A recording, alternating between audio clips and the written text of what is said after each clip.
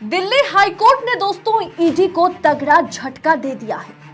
ED ने मन बना ही लिया था कि आज किसी भी हाल में केजरीवाल को गिरफ्तार करेंगे। बिल्कुल अवैध तरीके से केजरीवाल की गिरफ्तारी हुई, जिसका डर था दोस्तों वही हुआ। हाईकोर्ट के आदेश के खिलाफ जाकर के ईडी ने किस तरह से केजरीवाल को गिरफ्तार किया है, उस पर अब ईडी को सुप्रीम कोर्ट में जवाब देना होगा।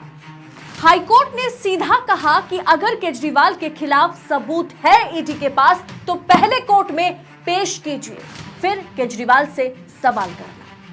तो पूरा मामला पूरी तरह से बिगड़ गया है कि आखिर कोर्ट रूम में किस तरह की बहस हुई। तो वीडियो को आखिर तक देखिएगा और साथ ही साथ आपसे रिक्वेस्ट करूंगी कि चैनल को सब्सक्राइब किया है आपने या नहीं किया है, ये जरूर चेक करें, और अगर नहीं किया है तो सबसे पहले देश नीति को सब्सक्राइब करें।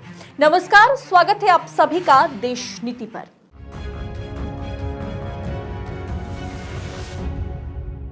देश नीति केवल सच्ची और पक्की खबरें। दोस्तों, देश में लोकतंत्र अंतिम सांसें ले रही है, इसमें कोई दौराय तो नहीं है ना। ऐसे में कैसे बड़े बड़े जजेस को समझ नहीं आएगा कि ईडी का इस्तेमाल किस प्रकार से मोदी सरकार अपना काम निकलवाने के लिए कर रही है।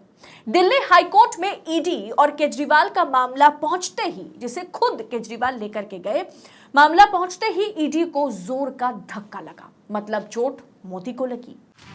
मोदी ने जो बड़ा चाल चला है और जिसका डर था वही हुआ। लेकिन कोर्टरूम में भयंकर बहस के बीच किस तरह से केजरीवाल की गिरफ्तारी हुई, ये एक बड़ा सवाल है।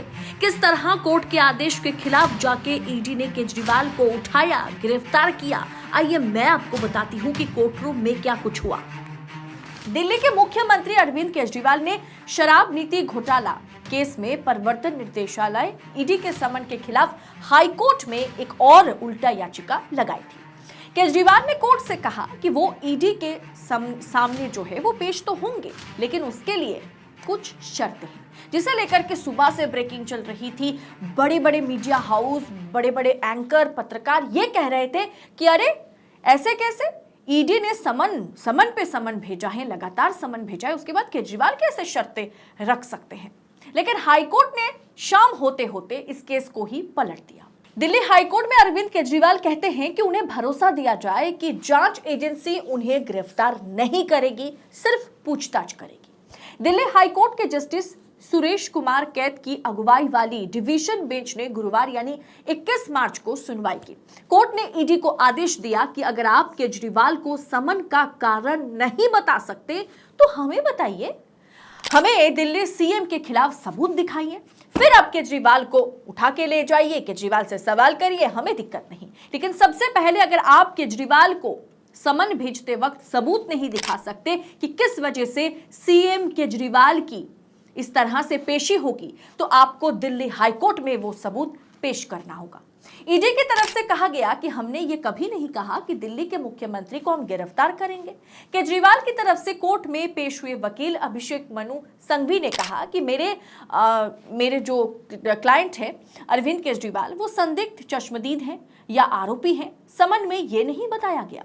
ईडी ने आज ही केजरीवाल को शराब घोटाला केस में पूछताछ के लिए बुलाया था, लेकिन यहाँ पर केजरीवाल ने सुबह सुबह हाईकोर्ट का दरवाजा खटखटा दिया और वो ईडी के लिए आफत बनेगी, ये किसने सोचा होगा।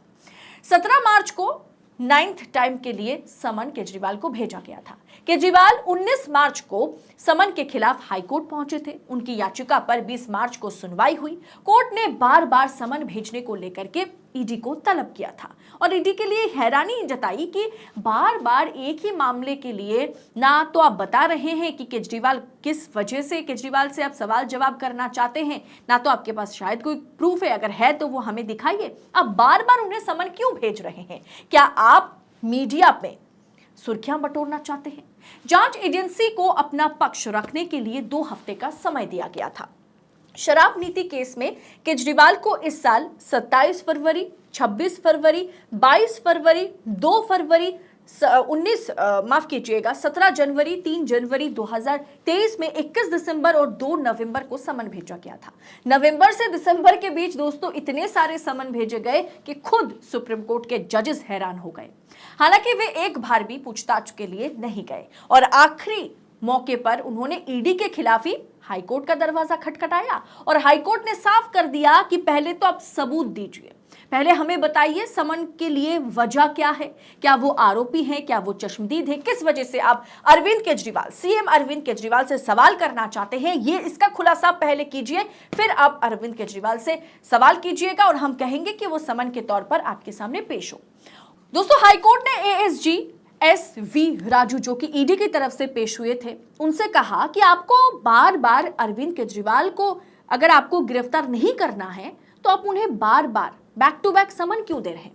राजू ने कोर्ट से कहा कि हमने कभी नहीं कहा कि हम उन्हें गिरफ्तार करने जा रहे हैं, उनके पास शक्ति है, हमने उन्हें जांच में आने को कहा, हम शायद अरेस्ट कर सकते हैं, शायद नहीं भी कर सकते हैं।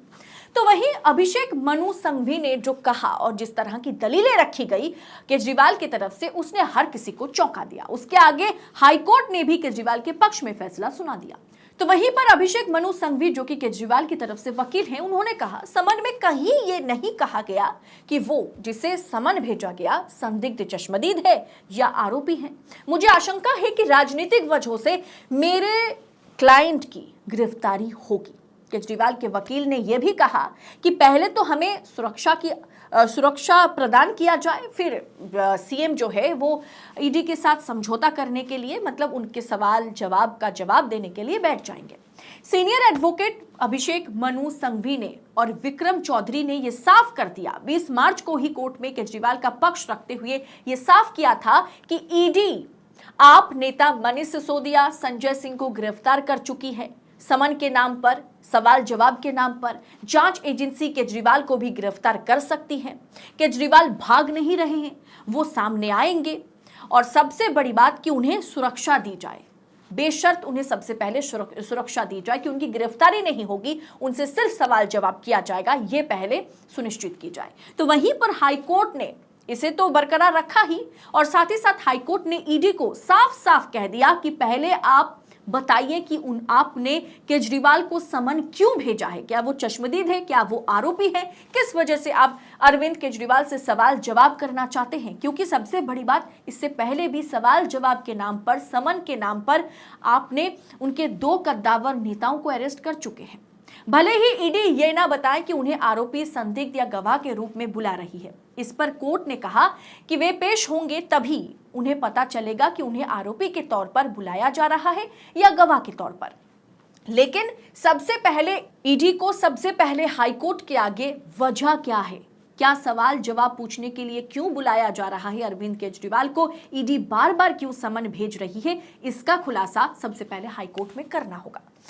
दोस्तों केजरीवाल को जेल में भेजने की पूरी तरह से तैयारियां की जा रही है, की गई थी, जिस पर फिलहाल के लिए तो रोक लग गया है क्योंकि केजरीवाल ने हाईकोर्ट का दरवाजा खटखटाया और ईडी को एक तरह से जोर का झटका हाईकोर्ट की ओर से लग गया है। अब कहीं ना कहीं मनीष सिसोदिया और संजय सिंह के बाद अब बारी केजरीवाल की है। जैसे मैंने पहले भी आपसे कहा था कि केजरीवाल वो मुख्यमंत्री हैं जो शायद 2024 का लोकसभा चुनाव जेल से लड़ सकते हैं, क्योंकि केजरीवाल नरेंद्र मोदी के लिए, बीजेपी के लिए किसी खतरे से, किसी चुनौती से कम नहीं है।